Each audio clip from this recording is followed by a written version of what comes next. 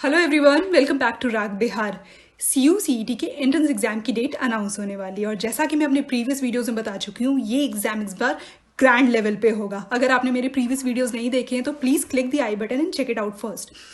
इस बार CUCET में बहुत सारी अच्छी सेंट्रल यूनिवर्सिटीज़ पार्टिसिपेट करने वाली हैं और अगर इनमें से किसी भी यूनिवर्सिटी में और किसी भी कोर्स में आपको एडमिशन लेना है तो आपको ये एंट्रेंस एग्ज़ाम देना होगा। इसलिए मैं एक एक करके इसमें पार्टिसिपेट करने वाली यूनिवर्सिटीज़ की इन्फॉर्मेशन आपसे शेयर कर रही हूँ। मैंने ड्यू की इन्फॉर्मेशन आपसे शेयर की थी, ड्यू में अवेलेबल कोर्सेज और वहाँ का सिलेबस और वहाँ के कट ऑफ और फीस और हॉस्टल फैसिलिटी, ये सारी इन्फॉर्मेशन मैंने आपसे प्रीवियस वीडियोस में डिस्कस की थी। और अब बारी है JNU की, जवाहरलाल नेहरू यूनिवर्सिटी। ये बहुत अच्छी यूनिवर्सिटी है। यहाँ के कोर्सेज, यहाँ के फीस स्ट्रक्चर और यहाँ की हॉस्टल फैसिलिटी मैं आपसे शेयर करने जा रही हूँ। So let's go official website.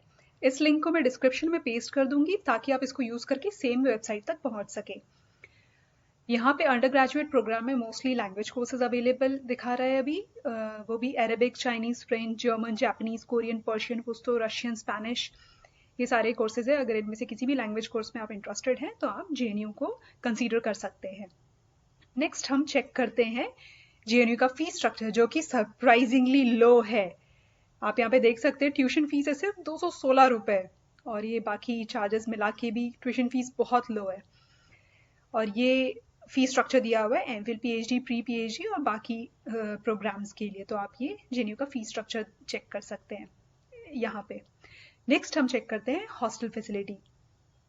Hostel facility में मेंशन है कि यहाँ पे टोटल 18 हॉस्टल्स है बॉयज और गर्ल्स के लिए।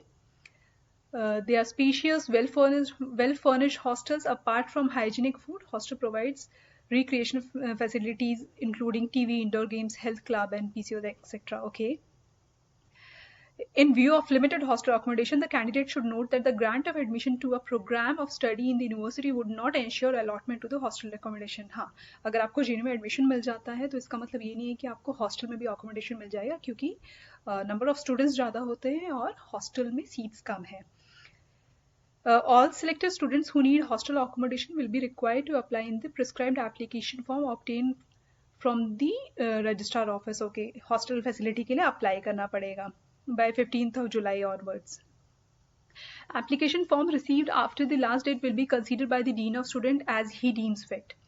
Admission in the hostel is in accordance with the merit secured in the entrance exam held by the university in the respective program.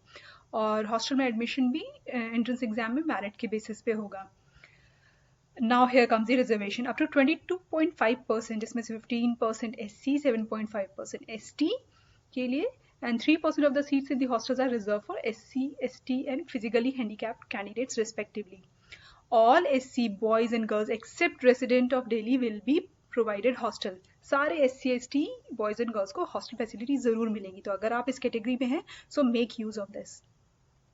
The SC, ST, PH students are exempted from payment of hostel fee. उनकी कोई hostel fee भी नहीं है. This is applicable only to those SC, ST, PH students who are not in receipt of fellowship, scholarship or whose parent guardian income is under ₹75,000 per annum. तो अगर आप इन सब में से किसी को भी फॉलो कर रहे हो तो आप इस रूल का यूज कर सकते हैं।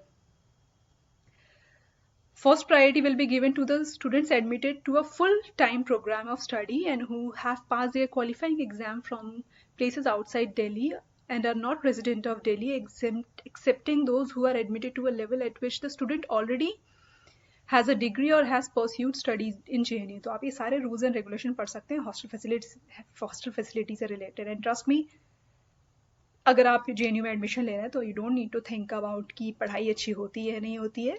और दूसरी बात फीस के बारे में, तो अगर आप economically little bit constraint family से आते हैं, आप ज़्यादा पैसे नहीं खर्च करना चाहते हैं, नहीं खर्च कर सकते हैं और इन सब के साथ साथ अगर आपको अच्छी पढ़ाई करनी है तो आप JNU को ज़रूर कंसीडर कर सकते हैं। तो ये थी इन्फॉर्मेशन JNU से रिलेटेड। अब मैं इसके बाद तुरंत आपको एक स्लाइड दिखाने जाऊंगी, वो हैं JNU के ब्रांड एम्बेसडर। अगर अभी भी आपके दिमाग में कोई डाउट है कि JNU कैसी यूनिवर्सिटी है, वहाँ पे पढ़ाई कैसी होती है, वहाँ से ग्रेजुएट होने के बाद स्टूडेंट्स क्या करते हैं, कहाँ पहुँचे हैं और अपनी लाइफ में कैसा कर रहे हैं, so please look at this slide. ये है JNU के ब्रांड एम्बेसडर।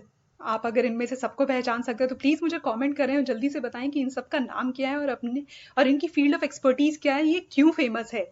और अगर आप बिहार के स्टूडेंट हैं तो आपके लिए एक एक्स्ट्रा होमवर्क है, आपको ये पता करना है कि इनमें से बिहार का कौन है। I hope you would have enjoyed this JNU video. अगर आपको JNU में एडमिशन लेना है तो प्लीज़ अभी से अपने कोर्सेज शॉर्टलिस्ट करके रख लीजिए और अभी से CUCET की प्रिपरेशन स्टार्ट कर दीजिए।